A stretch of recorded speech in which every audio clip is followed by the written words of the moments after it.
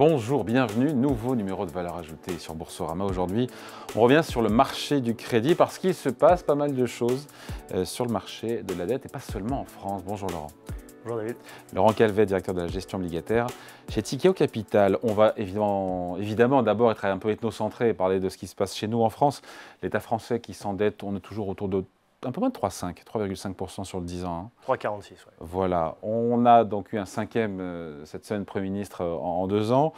On ne sait pas encore si la France aura un budget à Noël, même si on a compris que Sébastien Lecornu avait un mandat pour trouver un accord avec le Parti socialiste et donc des potentielles hausses d'impôts sur les plus fortunés. Bref, au-delà de ça, si on regarde la big picture et on prend un petit peu de hauteur, on est inquiet ou pas sur le risque français, sur la dette française. Honnêtement, cette semaine, la chute de François Bayrou n'a pas entraîné d'explosion des taux, loin s'en faut, parce qu'on a même un peu rebaissé.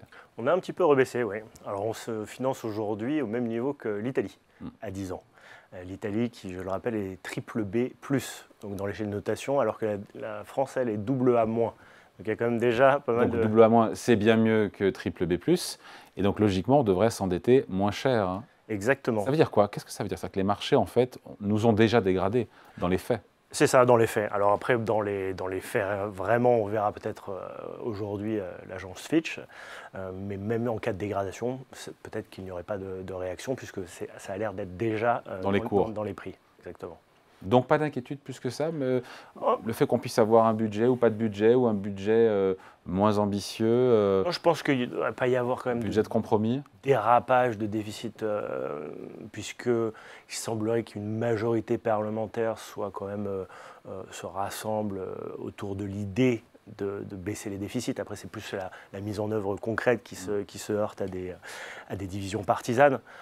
Peut-être que le scénario le plus probable, c'est continuité de l'instabilité politique, des déficits un peu élevés, sans claire perspective de réduction, un peu un immobilisme politique, mais dans ce contexte, on ne voit pas non plus de rupture brutale de la croissance. L'INSEE a confirmé que potentiellement, prévoit qu'on aurait 0,8% de croissance. Ce n'est pas extraordinaire, mais c'est un peu mieux que les 0,7% attendus par le gouvernement, et donc... Oui, les fondamentaux de l'économie française, même s'ils sont fragilisés, ils restent résilients. Donc peut-être à court terme, il peut y avoir un enjeu sur la fiscalité des entreprises, puisqu'on a quand même pas mal de groupes, de partis qui proposent des mesures dirigées vers ça. À long terme, l'instabilité politique et les déficits chroniques pourraient peser sur la confiance des investisseurs, l'investissement privé, l'attractivité du pays, ce qui pourrait peut-être peser un peu sur la croissance et la consommation. Mais je veux dire, à ce stade, il n'y a pas d'inquiétude sur la France. Non. Donc si Fitch devait nous dégrader, ça ne changerait pas la donne. Après, si Moody's, Standard & Poor's aussi, d'ici la fin de l'année, nous dégradait, est-ce que là, pour le coup, ça changerait la donne? Certains disent que quand on passe, je ne suis pas expert, mais de la catégorie AA, AA- à A+, ça change la donne pour le coup pour certains investisseurs qui soit pourront acheter moins dettes françaises, soit devraient peut-être en vendre. C'est vrai ou pas ça?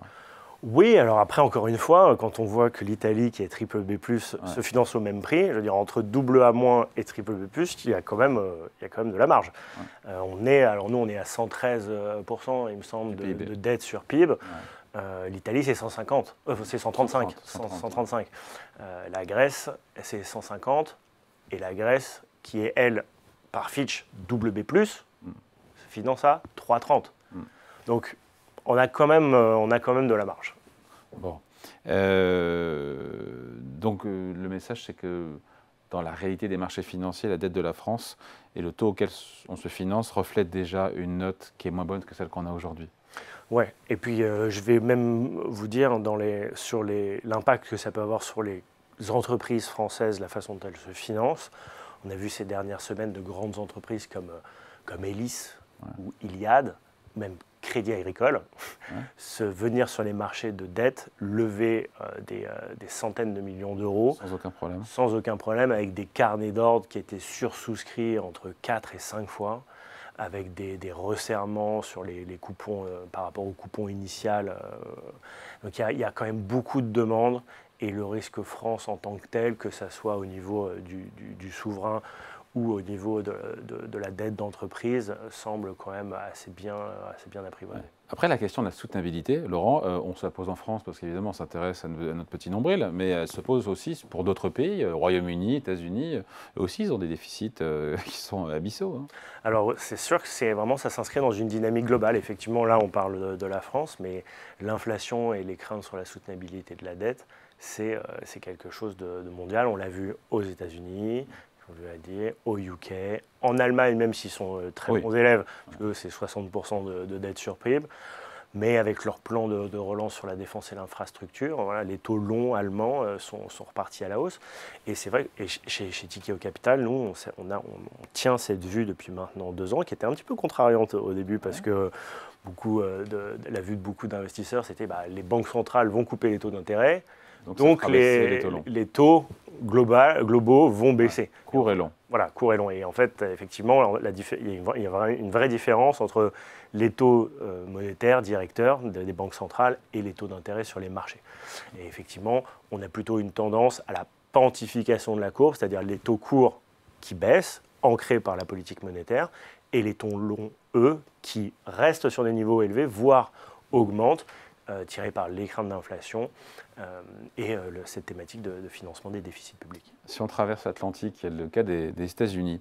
Les taux à 10 ans américains qui ont reflué, je ne l'ai pas bien suivi, on est à 4,1%. J'étais resté à 4,30, 4,40, 4,50 avant l'été, non? Oh, même il y a 2 semaines, hein. Il y a 2-3 semaines, à la rentrée, on va dire, on était dans ces eaux-là, et sur le 30 ans, on avait retouché les 5% aussi. Ouais. Ouais, entre-temps, on a eu les chiffres de création d'emplois qui ne sont pas bons, des révisions à la baisse même sur 1 an, des révisions à la baisse aussi sur juin et juillet, août, où c'est pas bon. Enfin voilà, ces 20 000 créations de postes, ce sera possiblement révisé, ça se trouve encore à la baisse dans les prochaines semaines. Là aussi, ça ne prend pas une direction qu'on attendait pour le coup. Hein.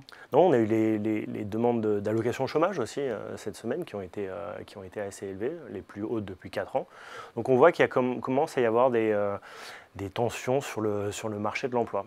Et là, les craintes sur la croissance américaine ont pris le pas sur les craintes de l'inflation. Même si l'inflation, encore une fois, publiée cette semaine, le CPI montre qu'on est autour de 3 et une petite accélération. Ah ouais. Et puis les politiques du président Trump, avec la politique migratoire, la politique fiscale, la relance budgétaire. Et c'est ça qui avait poussé vraiment les taux longs américains à la hausse. Mais là, sur le marché de l'emploi, vu les chiffres, c'est vrai que ça a pris le pas, et donc ils ont légèrement reflué. Et ce qui a fait qu'on a aussi une anticipation avec une certitude pour les marchés d'une baisse de taux de la part de la Réserve fédérale la semaine prochaine. Donc ça veut dire que autant on s'interroge sur la tension mondiale, en Europe, sur certains pays en matière de taux, sur les taux longs, autant aux États-Unis, c'est pas ce qu'on voit pour le coup.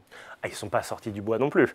C'est vrai que la Fed, elle est quand même prise un peu entre le marteau et l'enclume, avec quand même des perspectives, des tarifs, de toute la politique tarifaire qui devrait aussi, on l'entend beaucoup, faire son entrée dans les prix durant la deuxième moitié de cette année. Donc il y a quand même, et puis vous l'avez dit, une inflation encore vers les 3%, ce n'est pas les 2% cible de la Fed, qui peut-être d'ailleurs a juste abandonné l'idée qu'elle arriverait à 2%. Mais ce n'est pas si évident que ça qu'elle se mette à couper, à rentrer dans un cycle de baisse de taux assez agressif. Elle va peut-être faire une fois. Alors là, les marchés anticipent quasiment 3 baisses de taux de la part de la Réserve fédérale d'ici la fin de l'année. Ce serait déjà pas mal, et il y en a un qui va couiner, c'est Donald Trump qui dira que c'est pas assez. Hein. Ah oui, lui, si c'était lui, je pense qu'il aurait coupé les taux déjà de multiples fois. Mais effectivement... à tort ou à raison?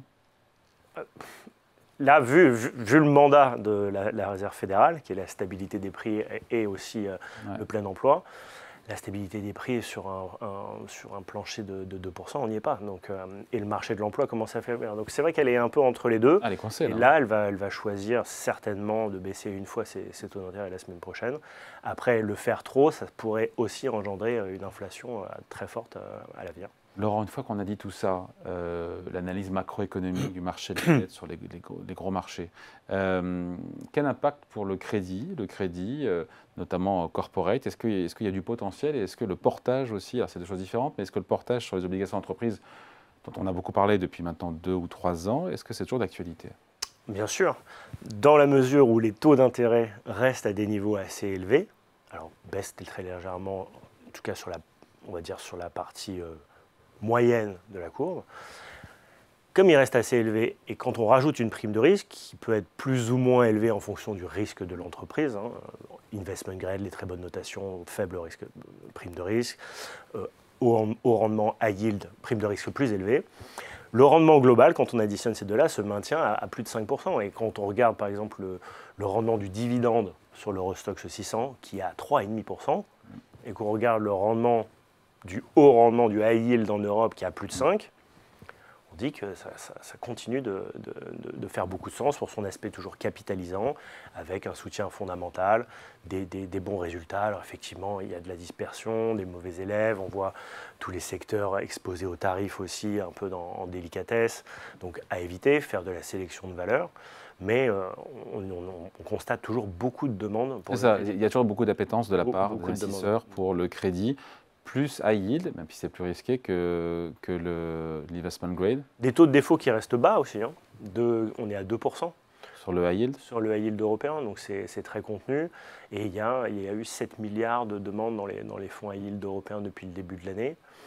Pour une offre, là encore une fois, assez contrainte. Il y a peu de nouvelles transactions à financer. Alors il y en a un petit peu plus, mais il n'y a pas une offre pléthorique d'obligations qui arrivent sur le marché qui absorberait de façon dramatique cette demande. Donc on a toujours un déséquilibre entre l'offre et la demande qui soutient très bien les prix en secondaire. Allez, merci. Explication signée Laurent Calvet, directeur de la gestion obligataire de Tikehau Capital. Merci. Merci. Et Valeurs Ajoutées revient très vite sur Boursorama.